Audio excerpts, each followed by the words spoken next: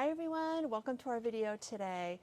So many gardeners struggle with dull winter landscapes, and this is something we're going to talk about today because did you know that there are a lot of perennials that can add some vibrant color to your dull winter landscape? So I'm Lisa with Down to Earth Gardening and Design, and today I want to talk about 10 vibrant perennials that can really add some color and some life to your winter gardens. So I live here in Zone 6B, I'm in Connecticut, and there's a lot of brown, not a lot of life going on in the garden right now, as you can see behind me.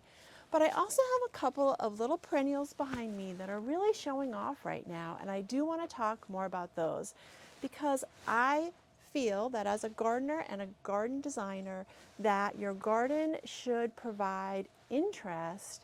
in each of the 4 seasons, and there's a few ways to do that, but today's tip is some vibrant perennials to add to your garden to really liven up your garden in the coldest winter months.